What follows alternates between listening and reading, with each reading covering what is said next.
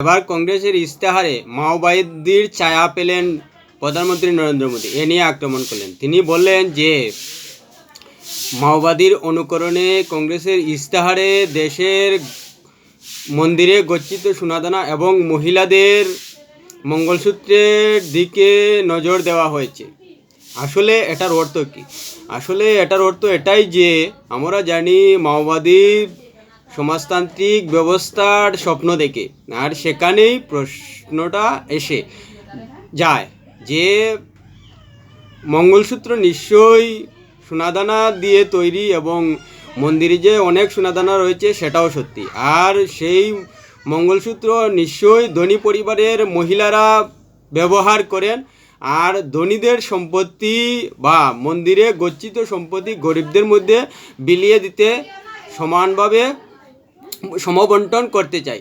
তাই মাওবাদীর যে সমবন্টন ব্যবস্থার স্বপ্ন এবং কংগ্রেস যে ইস্তেহারে সেই সমবন্টনের ব্যবস্থার কথা বলেছে সেটাকেই টানছেন প্রধানমন্ত্রী নরেন্দ্র মোদী। এটাই তিনি বোঝাতে চেয়েছেন। আর এ নিয়ে অবশ্যই সাফাই দিতে হচ্ছে কংগ্রেসের শীর্ষ নেতৃত্বকে। আর সাফাই দিতে দিতে রীতিমতো বলা যায় কংগ্রেসের শীর্ষ নেতৃত্বের প্রাণ অষ্টাগত অবস্থা। বারবার সাফাই দিয়ে যাচ্ছেন আর মোদী বারবার আক্রমণ করে যাচ্ছেন। প্রশ্ন হলো যে এভাবে কেন সাফাই দিতে হচ্ছে কংগ্রেসের শীর্ষ নেতৃত্বকে? কেন তারা বিজেপির ইস্তেহার নিয়ে আক্রমণ করতে পারছেন না? এখানেই রহস্যটা রয়েছে। পড়ে আসি। প্রিয় ভিউয়ার্স, ভিডিওটি ভালো লাগলে অবশ্যই সাবস্ক্রাইব করবেন। সাবস্ক্রাইব করলে আপনাদের কোনো ক্ষতি হবে না, কিন্তু আমি ভিডিও করতে উৎসাহিত হব। এখন এ নিয়ে কংগ্রেস সভাপতি খড়গে বলছেন যে আগে মুসলিম লীগের ছায়া বলছেন, এখন বলছেন মাওবাদী ছায়া। সাফাই দিতে দিতেও কংগ্রেস নেতৃত্বের রীতিমতো বেহাল অবস্থা। কেন মুসলিম ছায়া বলছেন, মুসলিম লীগের ছায়া বলছেন বা বলেছেন প্রধানমন্ত্রী নরেন্দ্র মোদী? এখানে প্রশ্নটা রয়েছে যে কংগ্রেস নিজেদের ইস্তেহারে মাইনরিটি শব্দটা উল্লেখ করেছেন এবং দেশের সম্পত্তি, বিশেষ করে ধনী মহিলাদের মঙ্গলসূত্র এবং সোনাদানা বা ধনীদের সম্পত্তি নিয়ে মাইনরিটিদের দিতে চান। এখানেই রয়েছে প্রধানমন্ত্রী নরেন্দ্র মোদীর কথার রহস্য। যদিও এতদিন পরিষ্কার হয়নি এবং কোনো সংবাদ মাধ্যমও বলতে পারেনি বা নরেন্দ্র মোদীও সেভাবে পরিষ্কার বলেননি, কিন্তু আমি যেটা বলতে চাইছি সেটা নিয়ে একবার ভেবে দেখবেন। হয়তো এটাকেই উল্লেখ করে বলেছেন। আমরা জানি যে মুসলিম লীগ ভারতবর্ষের ভূমি কেটে নিয়ে এক বিশেষ সম্প্রদায়কে দিতে চেয়েছিল এবং দিয়েছে। এক বিশেষ সম্প্রদায়কে কিন্তু ভারতের ভূমি কেটে নিয়ে দিয়েছে মুসলিম লীগ, সেটা কিন্তু মনে রাখবেন।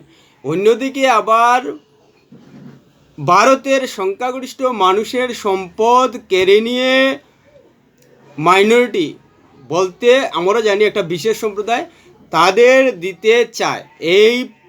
এই দুটি মূল সূত্র যে আমরা এও জানি যে ভারতের সংখ্যাগরিষ্ঠ কারা এবং তাদের সম্পত্তি সংখ্যালঘুদের দিতে চায়, অর্থাৎ বিশেষ সম্প্রদায়কে।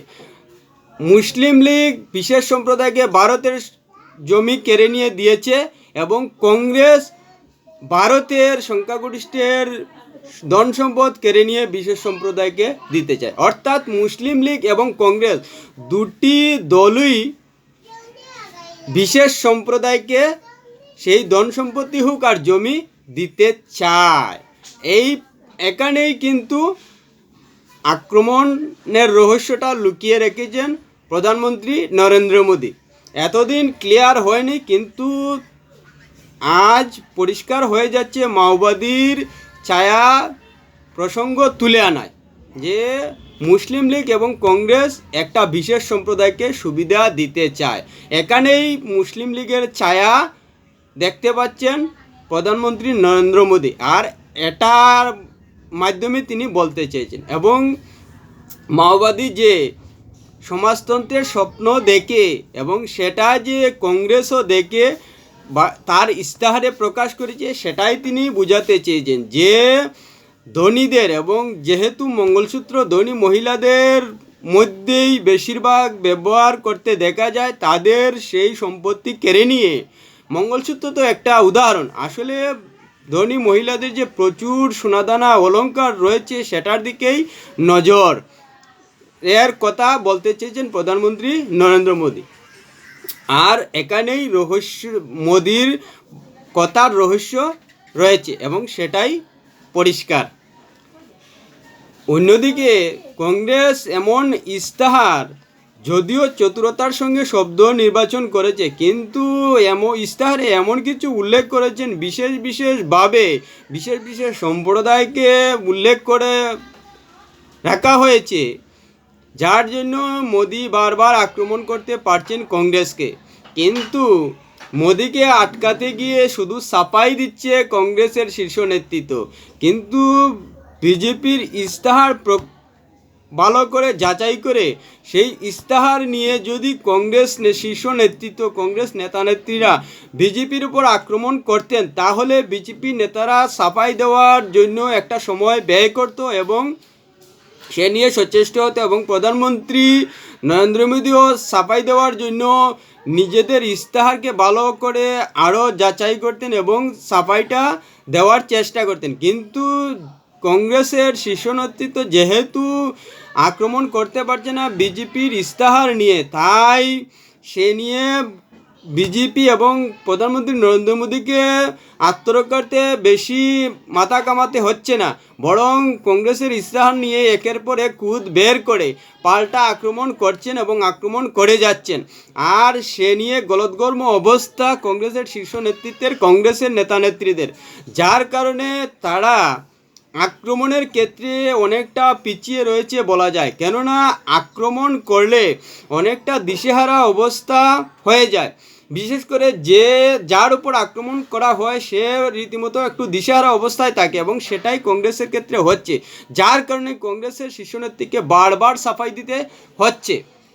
যদি কংগ্রেস বিজেপির ইস্তাহার নিয়ে অন্ততপক্ষে কিছু হলেও আক্রমণ করত, তাহলে প্রধানমন্ত্রী নরেন্দ্র মোদী অবশ্যই সাফাই দিতে গিয়ে নিজের আত্মরক্ষার্থে কিছু সময় ব্যয় করতেন এবং ভোটারদের স্বার্থে তিনি সাফাই দিতে বাধ্য হতেন কংগ্রেসের আক্রমণের। কিন্তু কংগ্রেস আক্রমণ বলতে করছে নাই বলা যায়, কোনো আক্রমণই করছে না, শুধু হিন্দু মুসলমান করছে বলে একটা আক্রমণ করছে, কিন্তু যদিও সেটা সাফাইয়ের পর্যায়ে পড়ছে। কেননা কংগ্রেসের ইস্তাহার থেকেই নরেন্দ্র মোদী বারবার আক্রমণ করছেন এবং দেখিয়ে দিচ্ছেন যে বিশেষ সম্প্রদায়কে নিয়ে কংগ্রেস দরদ দেখাচ্ছে এবং সম্প্রদায়গত বিষয় ইস্তাহারে রাখছে, আর সেটাকে আক্রমণের সুযোগ পেয়েই নরেন্দ্র মোদী আক্রমণ করছেন। এখানে প্রশ্ন যে কংগ্রেস কেন এভাবে বিজেপির হাতে আক্রমণের সুযোগ তুলে দিল? কংগ্রেস কি কখনো বলেছে যে নরেন্দ্র মোদী বারবার অন্যায়ভাবে আক্রমণ করছেন? তার মানে কিছুটা হলেও সত্য রয়েছে। যদি ভোটারদের কংগ্রেস আশ্বস্ত করতে পারত যে নরেন্দ্র মোদী মিথ্যে কথা বলছেন এবং কংগ্রেসের ইস্তাহারে এমন কিছু নেই যা নরেন্দ্র মোদী বলছেন, এবং তারা পৃষ্ঠা ধরে ধরে সেসব ভোটারদের সামনে প্রকাশ্যে আনতেন, তাহলে অবশ্যই ভোটাররা এবং সাধারণ মানুষ আশ্বস্ত হতেন। কিন্তু কংগ্রেস সেই সাফাইও আশ্বস্ত দিতে পারছেন না, শুধু নরেন্দ্র মোদীর আক্রমণের বিষয়ে নিজেদের আত্মরক্ষার্থে একের পর এক সাফাই দিতে হচ্ছে, আর এখানেই প্রচারে কংগ্রেস অনেকটা পিছিয়ে গিয়েছে। তৎসঙ্গে রয়েছে জোট সরকারের বা ইন্ডিয়া জোটেরও বাধ্যবাধকতা, যার কারণে অনেকটা পিছিয়ে রয়েছে কংগ্রেস। আর এতে যে ভোটারদের মধ্যে কিছু অন্ততপক্ষে কিছু শতাংশ প্রভাব পড়বে সেটা অবশ্য এখন বলা যায়, তবুও পুরোপুরিভাবে সঠিক বলা সম্ভব নয় বলেই 4 জুনের অপেক্ষা করতেই হচ্ছে। এখন দেখা যাক নরেন্দ্র মোদীর আক্রমণ আর কংগ্রেসের সাফাই ভোটের বাক্সে কতটুকু প্রভাব পড়ে। ভিডিওটি ভালো লাগলে অবশ্যই কমেন্ট করবেন।